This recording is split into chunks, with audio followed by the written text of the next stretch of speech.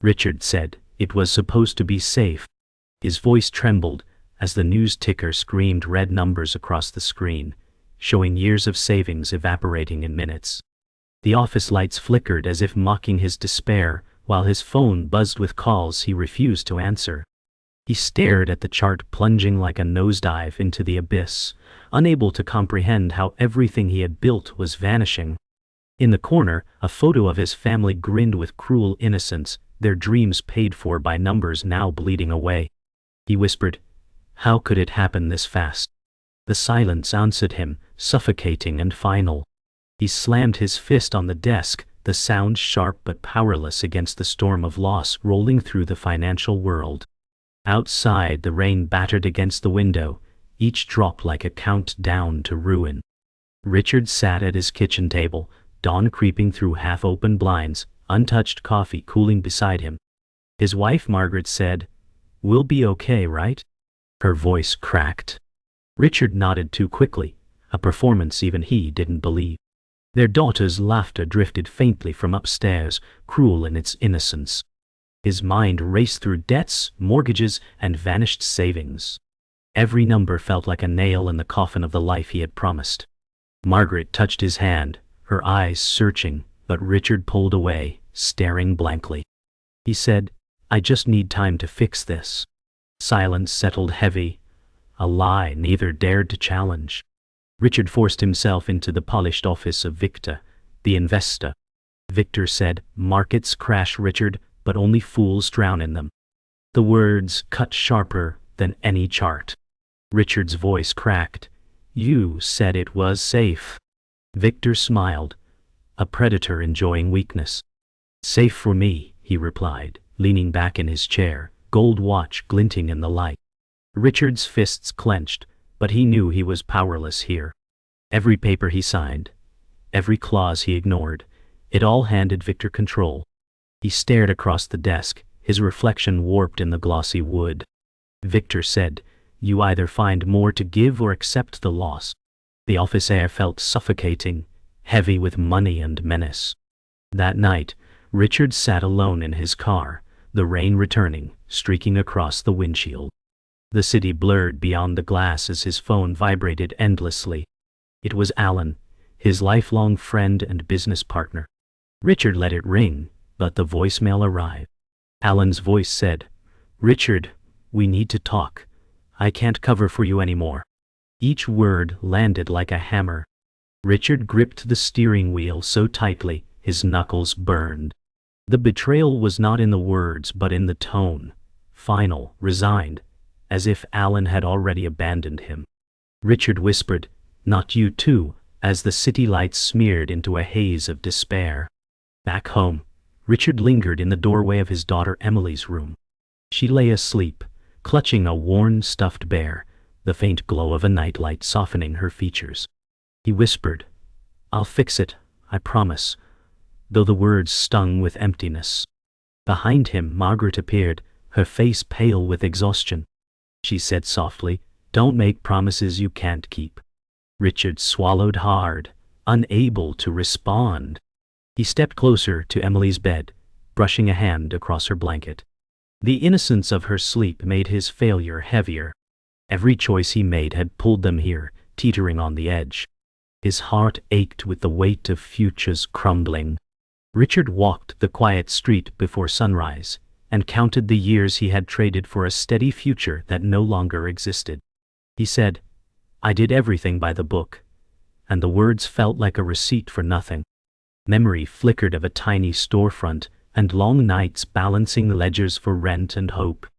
Margaret said, "You built this once, you can build again," and the encouragement sounded stitched to fear. He replayed the meeting where a safer yield had been pitched with confident smiles. He said, "I signed because I trusted the numbers," and the sentence tasted like chalk. A delivery truck hissed by and left him in damp exhaust and second thoughts. He felt the chill, and knew the worst part was not the loss, but the doubt that moved into its place. Cassandra Drake faced a room of reporters and smiled with the ease of a paid sunrise.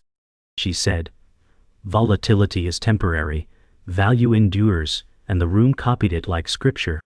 Richard watched the live stream and felt his jaw set on a hinge of anger. Cassandra said, "We remain well capitalized and aligned with stakeholders," and each syllable landed polished and empty. He remembered the prospectus that hummed with plausible safety. He said, "Aligned with who?" and the screen gave him his reflection, not an answer. Beneath the gloss he sensed a ledger of decisions that required casualties. He understood that some storms are scheduled by people who never get wet. In a dim records room, Nina Hayes whispered, "You do not know me, but you should see this," and slid a file across the table. Richard kept his voice low and asked, "What am I looking at?" Nina said, "Side pockets, fees, and a timing window that never reached you." The pages smelled like toner and smoke from someone else's problem. He traced a column that bent reality into profit. Nina said, "I tried to report it and got moved to night shifts," and she almost laughed at the symmetry. Richard said, "Why help me?" and she answered, "Because this will keep happening if no one fights it." Graham Wolfe poured black coffee into a chipped mug and said, "The trick is knowing when the floor is real." Richard studied the man who once moved markets and now measured days by quiet. Graham said, "You wanted yield, and they sold you theater," and he set the mug down like a gavel. Richard said, "Tell me how to survive this," and the room held its breath. Graham laughed without mirth and said, "You stop bleeding first, then you count." He drew a rough map of steps that looked like a triage plan written in pencil. Richard said, "I am tired of learning the hard parts," and Graham nodded as if blessing the exhaustion. Alan stood on the loading dock and said, "I was angry last night, but I am not leaving you in this." Richard felt shame crawl up his throat and forced it down. Alan said, "Vendors are circling, payroll is tight, and our credit line is shrinking." Richard said, "Give me a week and I will bring something real." A forklift beeped and wrote small beacons of urgency in the air. Alan said, "I will buy you that week, but I need the truth," and his face carried a quiet ultimatum. Richard said, "I will not lie to you again," and the words felt like work, not a promise. The dock door rattled, and the day demanded proof.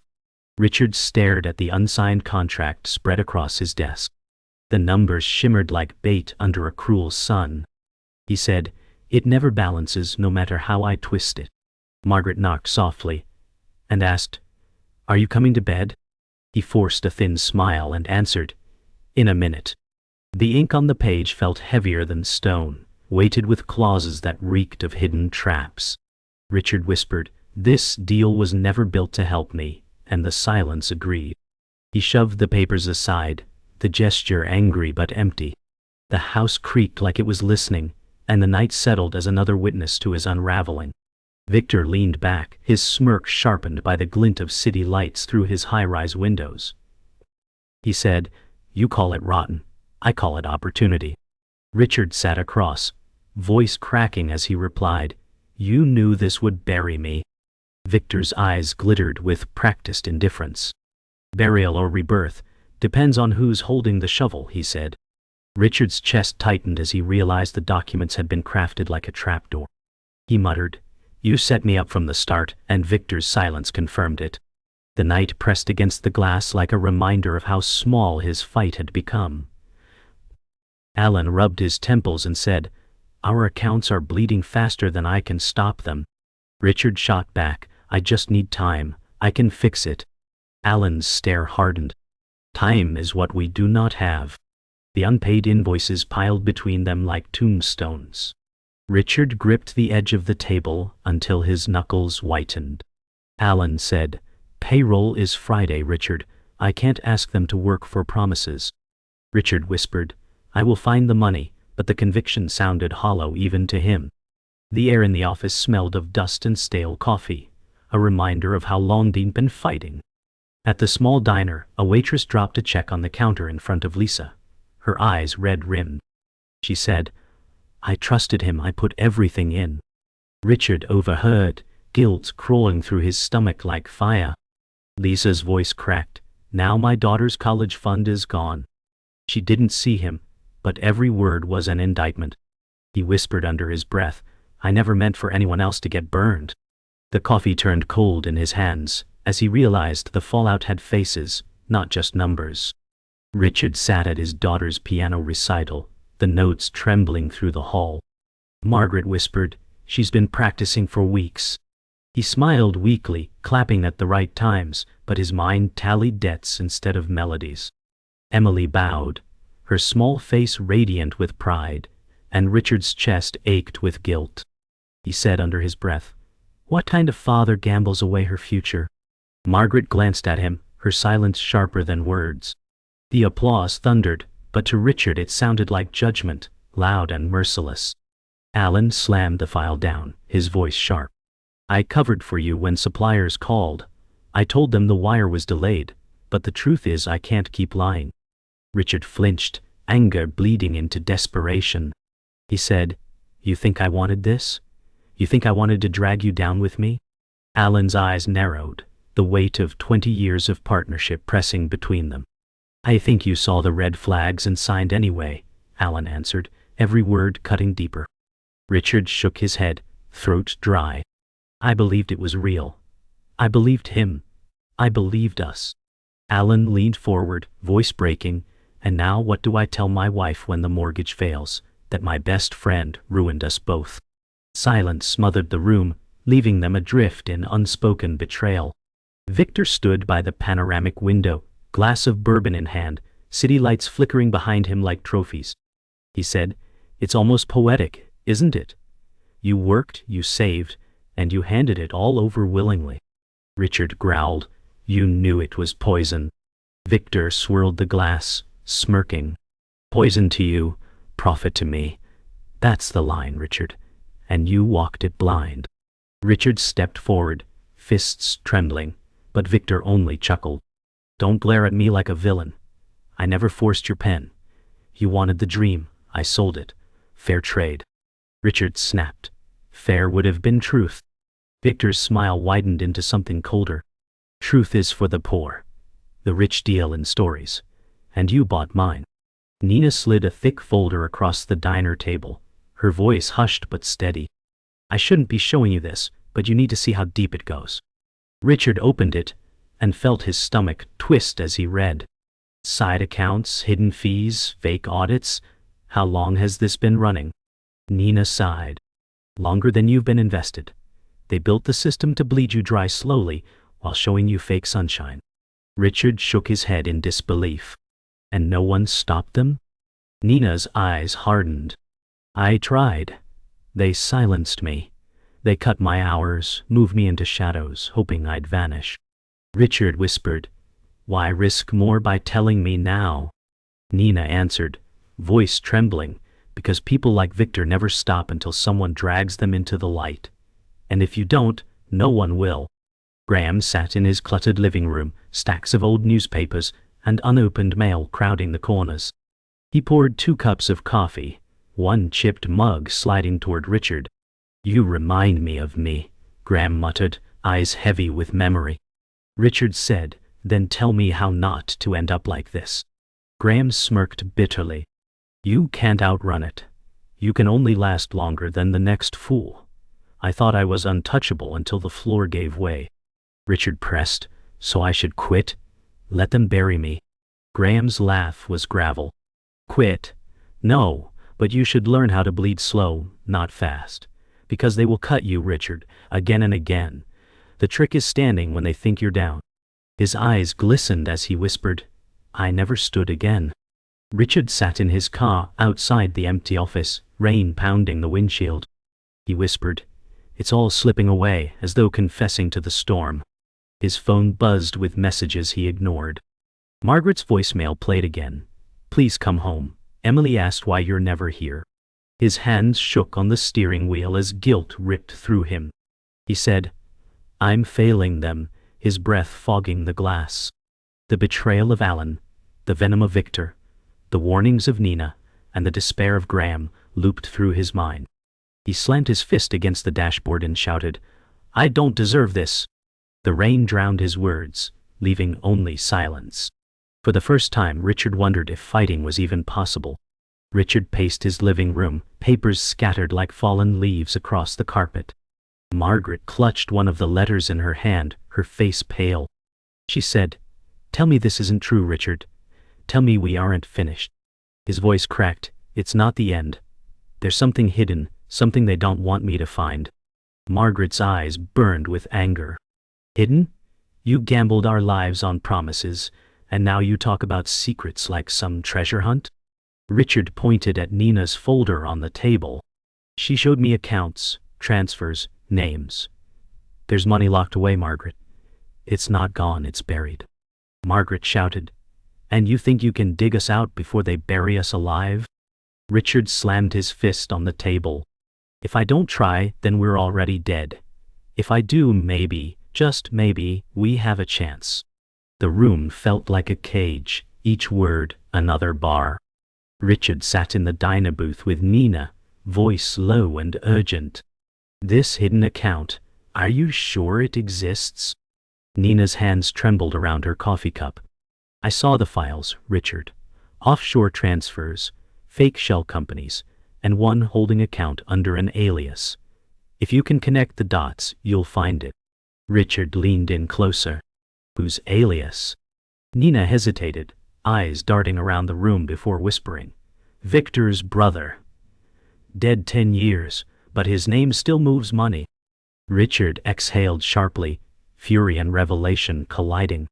"He set me up with a corpse. He built an empire on a ghost." Nina nodded, voice breaking, "And no one ever questions the dead." Alan stormed into Richard's office, his voice thundering. "You've been chasing ghosts while I've been drowning in real bills." Richard rose from his chair, face flushed. "Alan, listen. There's money, hidden money. If I can prove it, we can cover everything." Alan's laugh was bitter. "Prove it? With what, a dead man's bank account? You've lost your mind." Richard stepped closer, eyes blazing. "It's real, Alan. Victor hid it. Nina has the records." Alan's shoulders sagged under invisible weight. "And what happens if you're wrong? If it's just another lie we're feeding ourselves to sleep at night?" Richard's voice cracked. "Then I burn Alan. Alone. But if I'm right, we crawl out of this pit together." Alan stared, torn between loyalty and exhaustion. Victor leaned back in his chair, lips curling into a predator's grin as Richard slammed the folder on his desk. "You built your fortune on a ghost," Richard snarled. Victor's brow arched. "Ah, you found the brother. Clever. But not clever enough." Richard hissed. "You used a dead man's name to move millions while we bled." Victor chuckled, swirling his bourbon. "And what court will you drag me into? You have scraps of paper. I have judges in my pocket." Richard leaned forward, fury trembling in his hands. "Then, I'll drag you into the light where your money can't hide." Victor's smile sharpened. "Light blinds as well as reveals, Richard. Don't mistake your anger for power. You're still a pawn, and I'll knock you down whenever I please." Richard sat alone in the dark office, folder open, hands trembling. Margaret's voice echoed in his mind. Alan's anger haunted him. Nina's warnings pressed at his skull. He whispered, "This is it. The truth they buried." He traced the name, the signature that belonged to a man 10 years dead. "This is my way out," he told himself, but the words sounded hollow, fragile. Outside, the city pulsed with indifference, every light a reminder of who thrived while he drowned. He muttered, "I have to win, even if it kills me," and for the first time the fight felt less about saving his retirement and more about clawing back a piece of dignity stolen from him. His reflection in the window looked like a stranger ready for war. Richard stormed into the boardroom, the echo of his footsteps snapping through the silence. Victor sat at the head of the table, his smirk sharpened by confidence. Richard slammed the folder onto the polished wood and said, "It's over, Victor. I know about the ghost accounts." Victor chuckled, sipping his drink lazily. "Do you think a dead man's name will save you? Paper doesn't fight back, Richard." Alan stood off to the side, torn, his eyes darting between them. Richard's voice rose, breaking through years of exhaustion. "This is theft dressed as strategy, fraud disguised as brilliance. You built your empire on corpses, and I'll show everyone." Victor leaned forward, his tone dripping with venom. And when you try, Richard, they'll laugh. They'll call you desperate, bankrupt, bitter. They'll bury you faster than I ever could. Richard said, then bury me trying, because I'm not silent anymore. Alan grabbed Richard by the arm outside the boardroom, his voice strained. Do you even know what you're risking? If you go public, he'll destroy you faster than the market did. Richard turned, fury sparking in his chest. Destroy me? Alan? I'm already destroyed.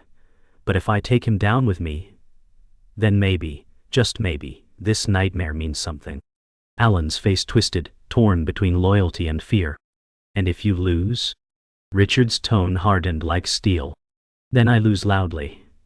I lose with everyone watching him scramble to hide. I would rather burn as proof than fade as silence. Alan shook his head, voice breaking. You sound like a man ready to jump off a cliff. Richard's answer came sharp. Sometimes the only way forward is falling. Richard sat alone at his kitchen table, the night deep and silent. Margaret entered slowly, her face pale with worry. She whispered, Emily asked if you'll be at her school play tomorrow.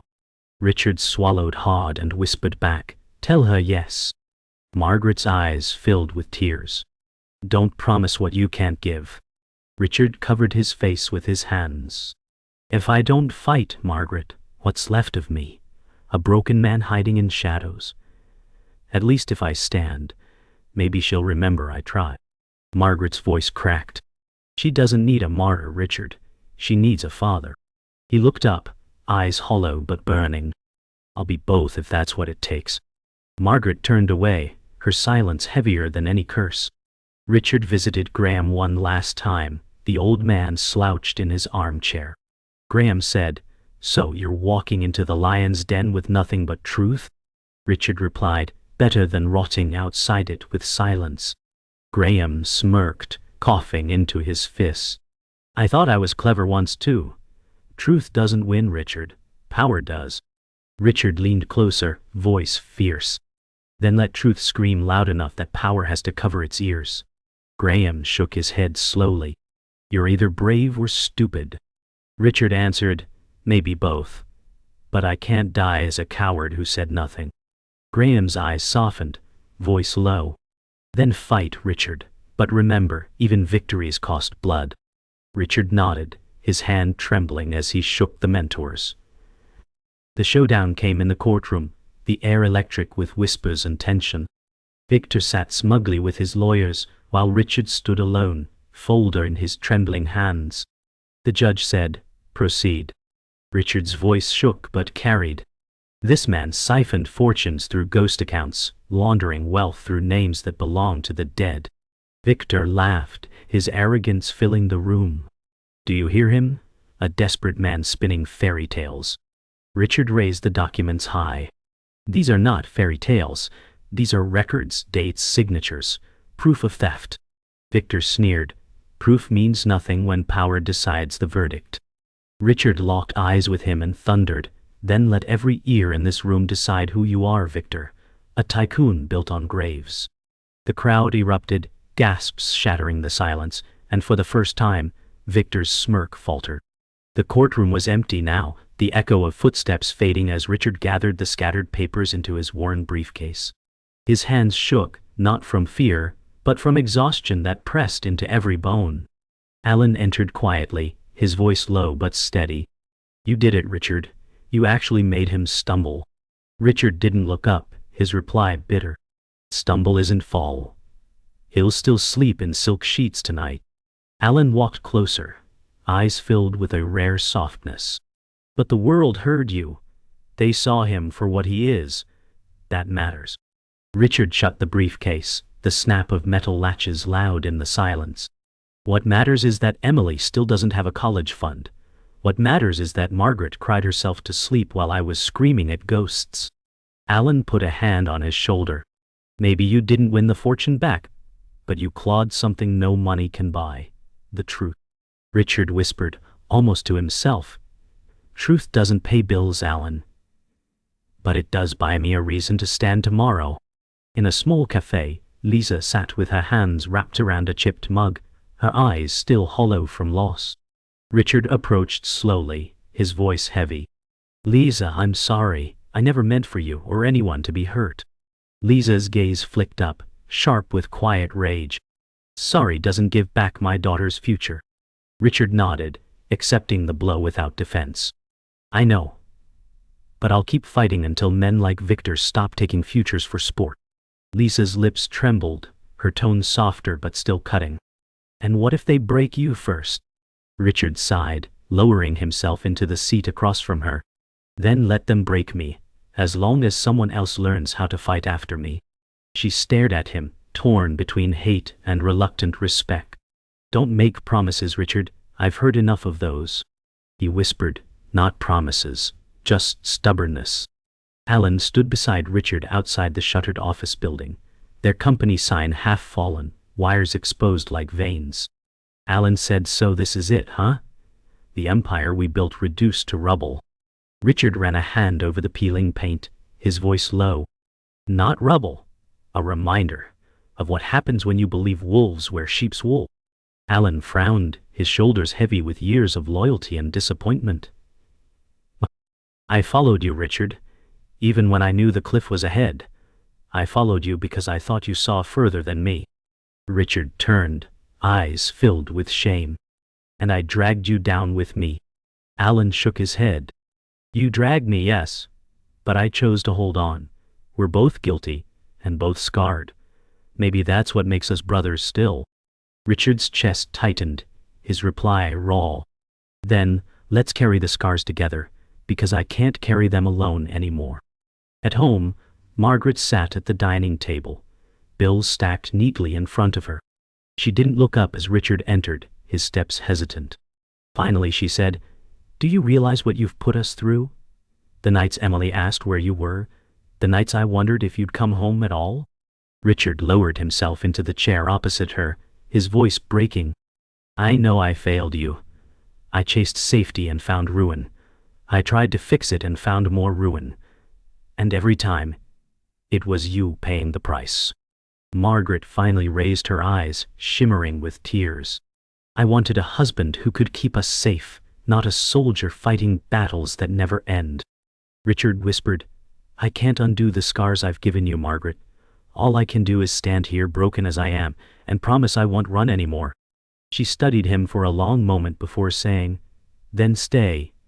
Just stay."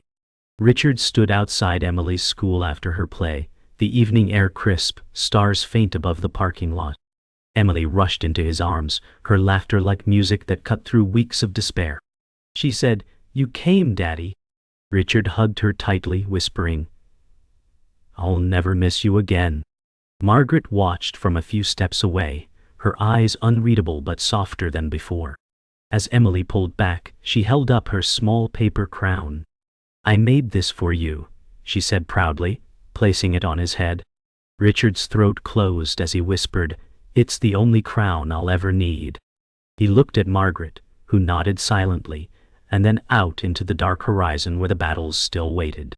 His eyes carried both ruin and resilience, and for the first time, his heart carried peace with the fight.